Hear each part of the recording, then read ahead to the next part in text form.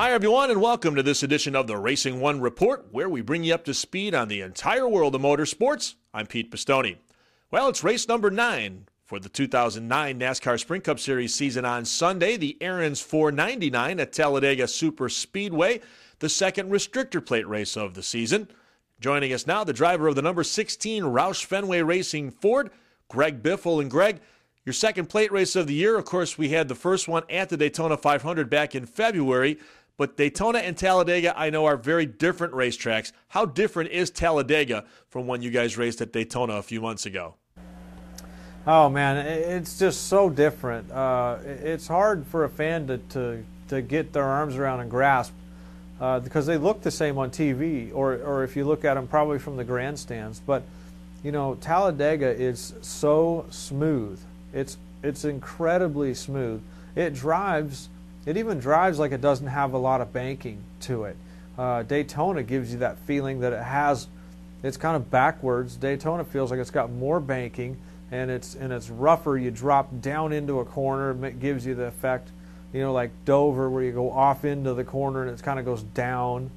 And it's very rough. In the surface is very coarse, like Darlington used to be, and now Darlington is very smooth.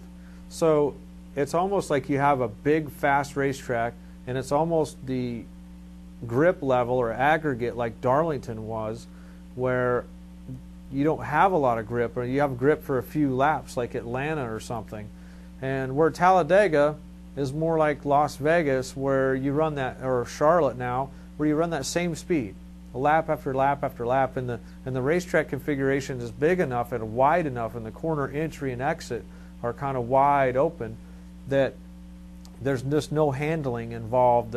It's almost like you're going slow at Talladega, to explain it, because the car handles so well and the track is so smooth. You sort of lose that sensation that you're going that fast.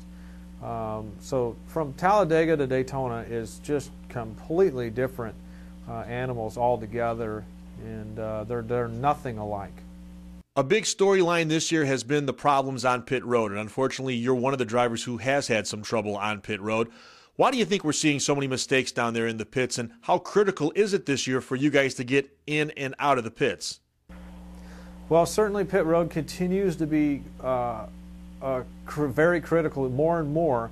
As you group the field tighter and tighter together competition-wise, what happens is it makes it harder and harder to pass on the racetrack. So to gain a position on pit road is big, because a lot of times you can't gain it on the racetrack, you know. So technically the race is pit road now instead of on the racetrack. You know, it's not that literal, but it could almost be viewed as that. And NASCAR came out with a longer wheel stud for safety reasons, to make sure that the lug nut had enough threads showing.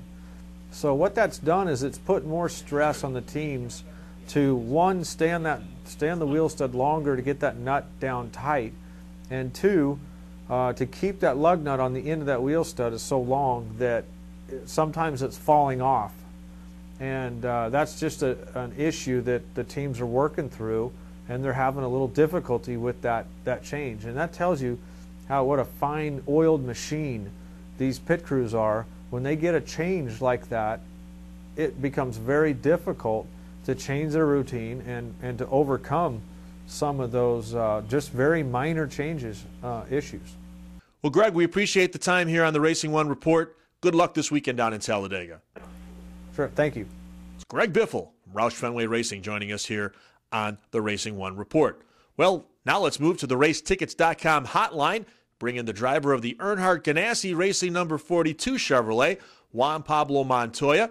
And Juan, you've had some great runs at Talladega during your stock car career, including a runner-up in the Aaron's 499 a year ago. But you're going to be making your first start behind the wheel of a Chevrolet this weekend for Earnhardt Ganassi Racing. How do you think things look for you this weekend down in Talladega? Well, I got to tell you, I think everybody, you know, at Earnhardt Ganassi this year have done an amazing job. You know, I think I screwed up last week. We had a good car. We had probably easily a top 10 car, and I just went a little bit too fast in the pits, and it was just my fault.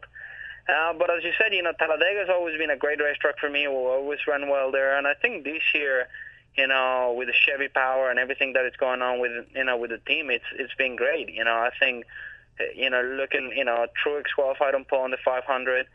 And, I think everything's in place to run strong. I think qualifying doesn't really mean much there, but if you look at the future, we're looking really good.